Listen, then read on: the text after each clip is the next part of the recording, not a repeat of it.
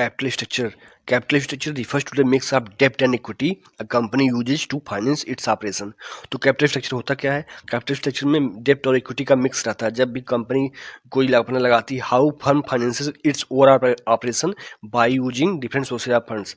तो अपना जो भी ऑपरेशन चल रही है कंपनी में, तो कैसे कंपनी जो है, फर्म जो है, यूज कर रही है जो डेप्ट और इक्विटी का मिक्स, तो इसी को कहता है कैपिटल स्ट्रक्चर. अब कुछ फैक्टर्स जो अफेक्ट करते हैं कैपिटल स्ट्रक्चर को, उसको वन बाय वन देख लेते हैं.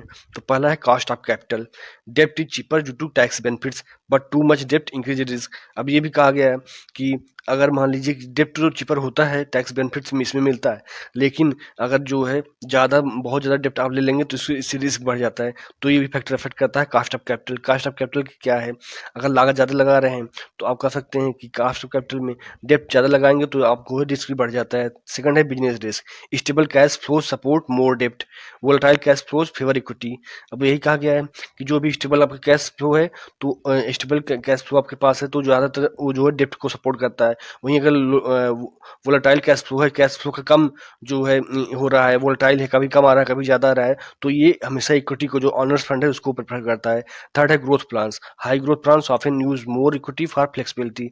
वहीं ग्रोथ प्लान की बात होती है, अगर high growth funds you often use, अगर हाई ग्रोथ की बात होती है तो कंपनी जो है हमेशा जो है इक्विटी को यूज करती है, क्योंकि इसमें फ्लेक्सिबिलिटी रहती है, वो कहीं भी अप्लाई कर सकते हैं.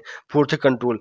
ऑनर में prefer dip to retain control. अब ये भी रहता है, कभी कभी कोई ऑनर जो ऑनर ऑफ बिजनेस रहता है, ऑनर ऑफ द फर्म रहता है, वो हमेशा क्या करता है, हमेशा जो है कि डेप्ट को प्रेफर करता है, जैसे कि उसका कंट्रोल हमेशा जो है रिस्क बढ़ा रहे. तो ये सब बातें रहती हैं. इसके बाद फिफ्थ है टैक्स पॉलिसी. इंटरेस्ट ऑन डेप्ट इज टैक्स डिडक्टेबल. अब टैक्स पॉलिसी पे भी डिपेंड करता है. अगर जो है डेप्ट पर टैक्स जो है कम लग रहा है तो वहाँ पर ज़्यादातर प्रेफर किया जाएगा डेप्ट. अगर वहीं ज़्यादातर डेप्ट पर ज़्यादा टैक्स लग रहा है तो उसको इक्विटी को प्रेफर किया जाएगा. सिक्स्थ है market conditions. Equity issuance depends on stock market sentiments. अब ये भी जो मार्केट कंडीशन पे भी प्रेफर करता है. ये जो भी इक्विटी अगर आप लगा रहे हैं, शेयर जो भी इक्विटी लगा रहे हैं, आप जो ऑनर्स फंड का यूज कर रहे हैं कैपिटल स्ट्रक्चर में, तो हमेशा जो है स्टॉक मार्केट सेंटिमेंट करता है कि कभी कभी क्या रहता है, स्टॉक मार्केट के ऊपर डिपेंड रहता है कि भी स्टॉक मार्केट वोलेटाइल रहता है, कभी ऊपर जाता है कभी नीचे जाता है, तो इस पर भी डिपेंड करता है इक्विटी का. अब balanced capital structure optimize cost of capital and maximize firm value.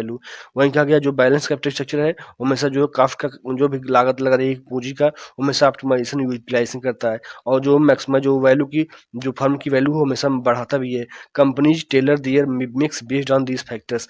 Company जो है इस फैक्टर को यूज करके, फैक्टर्स को ध्यान में रखकर तब जाके अपना कैपिटल स्ट्रक्चर का पूरा जो है आप कह सकते हैं सिस्टम लागू करती हैं. वीडियो को लाइक कीजिए और चैनल को सब्सक्राइब कीजिए.